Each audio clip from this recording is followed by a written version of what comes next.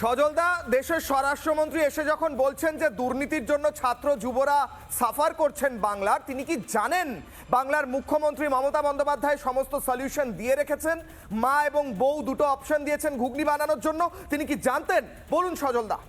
হ্যাঁ, উনি আগে ছিলেন অগ্নিকন্যা, বর্তমানে হয়েছেন ঘুগনিকন্যা। হ্যাঁ, মাকেও ছাড়িনি ঘুগনি বানাতে বলতে, পরের বার আবার বলেছে, তখন বউকে বলেছে, মার বোধহয় রাজি হয়নি। ঠিকই বলেছেন, বাংলার মায়েদের বোনেদের, হ্যাঁ, শিক্ষিত বেকার মা বোনেদের এবার উনি বাস স্ট্যান্ডে আর ট্রেনের প্ল্যাটফর্মেই দাঁড় করাবেন, এছাড়া আর কোনো দাঁড়াবার জায়গা নেই। উনি ওখানেই দাঁড় করাতে চান, আমাদেরকে হিন্দুদেরকে ওখানেই দাঁড় করাতে চান। এটা নিয়ে কথা বলছি না। তৃণমূল আর দুর্নীতি সমার্থক শব্দ, মানে ওই চাল আর কাঁকড়, যেখান থেকে কাউকে আলাদা করা সম্ভব নয়। আপনাদের আলোচনা হচ্ছিল আনন্দপুর থেকে ওনার বাড়ি কত দূর। বাড়ি আনন্দপুরে ওটার পাশেও হতে পারে, তাতেও আমাদের কিছু যায় আসে না।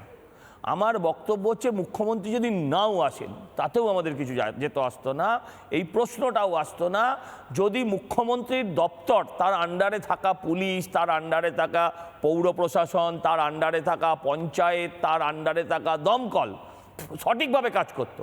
মুখ্যমন্ত্রী আসার দরকার কোথায়?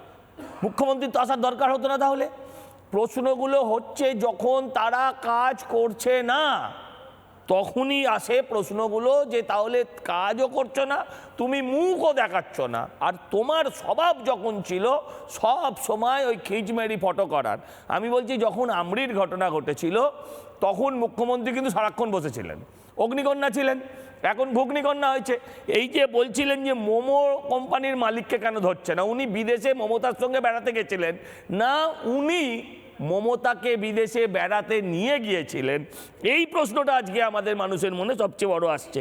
আমি বলছি, দেখুন, উকিলরা, একটা বড় অংশের উকিল, তারা তৃণমূলকে সমর্থন করবে, এটা স্বাভাবিক। আমি জানি না নীলাদ্রিদা ওই কেসগুলো পায় কিনা। যত দুর্নীতি তত মামলা, যত মামলা তত কামাই। এই যে ধরুন, পশ্চিমবঙ্গতে খুব রাগ হবে ওনার, যে পশ্চিমবঙ্গ থেকে মামলা লড়তে আসছে কপিল সিবাল, তারা এখানকার হাইকোর্টে দাঁড়াচ্ছে, নীলাদ্রিদাদের পেট মেরে দিচ্ছে।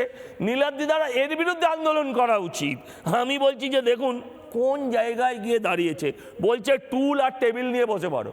আরে আপনি জানেন, টুল আর টেবিল নিয়ে বসলে তারপরেই আপনার পুলিশের হল্লা গাড়ি সেখানে এসে পৌঁছবে, এবং তারপর তাদের মাল দিতে হবে, তারপর পাড়ার কাউন্সিলরকে তোলা দিতে হবে। আমি বলছি, কোন জায়গায় নামিয়েছে মুখ্যমন্ত্রী? দেখুন, রাজ্যটাকে বলছে কচুরি পানা দিয়ে, হ্যাঁ, আপনি থালা বানান, বাসন বানান, আপনার বাড়ির ভাইপোরা সোনার চামচে সোনার তালায় ভাত খাবে, আর বাংলার ছাত্র যুবকরা, তারা শিক্ষিত হয়ে, তারা গ্র্যাজুয়েট হয়ে, তারা মাস্টার ডিগ্রি করে, তারা কচুরি পানার থালা বানাবে, আর কাশফুলের বালিশে, আবার বলছে কাশফুলের সঙ্গে তুলো মিশিয়ে দিতে, মানে ওখানেও মিলাবট দিয়ে আরামে নিদ্রা যাবে। এই যদি পশ্চিমবঙ্গের বর্তমান অবস্থা হয়, এই যদি পশ্চিমবঙ্গের উন্নয়ন হয়, শিক্ষিত লোকেরা যখন টিভিতে বসে চেঁচায়, আমি ভাবি যে নীলাদ্রিদার বাড়িতে তো বৌদি আছেন, তিনি কিছু বলেন না, তিনি কিছু বলেন না। মিচকি মিচকি হাসছেন নীলাদ্রিদা, মিচকি মিচকি হাসছেন আপনার কথা শুনে।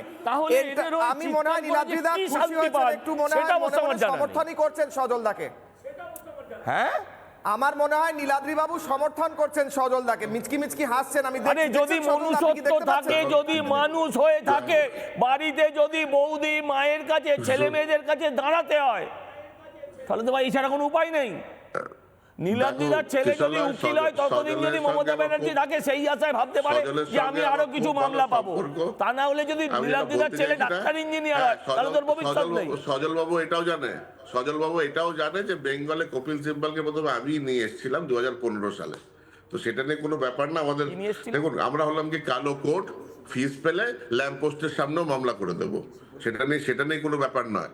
কিন্তু কোয়েশ্চেনটা হচ্ছে, সজলবাবু যেটা বলছেন যে দুর্নীতি, করাপশন, এইসব প্রুফ করতে হবে। তো তাহলে সিবিআই ইডি কেন আজকে 8 বছর 10 বছর ধরে ফাইনাল চার্জশিট দিচ্ছে না? কেন ট্রায়াল শেষ হচ্ছে না? এটা বলুন, নীলাদ্রিদা। এটা তো সিবিআইডি, আপনারা তো প্রথমেই তো গিয়ে সিবিআইডি বলেন, ঠিক আছে খুব ভালো, সিবিআইডি নিয়ে নিল, ট্রায়ালটা শেষ হচ্ছে না কেন? ফাইনাল চার্জশিটই পড়ছে না কেন? কেন সাপ্লিমেন্টারি চার্জশিট করতে পারছেন না সজলদা, নীলাদ্রিবাবু বলছেন উত্তর, সজলদার উত্তরটা নিন। শেষ করুন। আমি উত্তরটা দিই। আপনি নীলাদ্রিদা ঠিক বলেছেন, প্রুফ কোথায়? জীবনে দয়া করে সর্বত্র প্রুফ খুঁজতে যাবেন না। আমার মা যাকে বাবা বলে চিহ্নিত করেছেন, আপনার ক্ষেত্রেও তাই, তাকে আমরা সারা জীবন আমাদের জন্মদাতা বাবা জেনে এসেছি। আমরা তাকে জন্মদাতা বাবা জেনে এসেছি, প্রুফ চাইনি।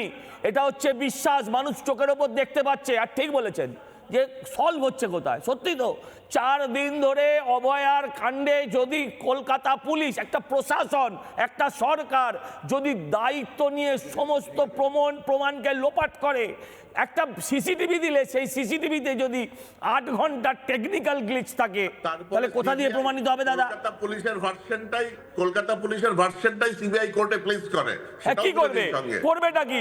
অথরাইজ এজেন্সি তো কলকাতা পুলিশ। রাজীব কুমারের মতন লোকের জন্য ফুটপাতে বসেছে মুখ্যমন্ত্রী। রাজীব কুমারের জন্য ফুটপাতে বসেছে। আপনারা কার প্রমাণ কার কাছে চাইছেন? পশ্চিমবাংলার মানুষ সমস্তটাই জানে, পুরোটাই জানে পশ্চিমবাংলার মানুষ। পশ্চিমবাংলার মানুষের কাছে সব প্রমাণ আছে, আর প্রমাণের কোনো প্রয়োজন নেই, মানুষ সবটাই জানে। আমি শুধু একটা কথা বলতে চাই, কিশোরদা একটা কথা বলতে চাই, নানা ধরনের কন্টেন্ট দেখার জন্য লাইক করুন, শেয়ার করুন আমাদের ফেসবুক পেজ, সাবস্ক্রাইব করুন আমাদের ইউটিউব চ্যানেল।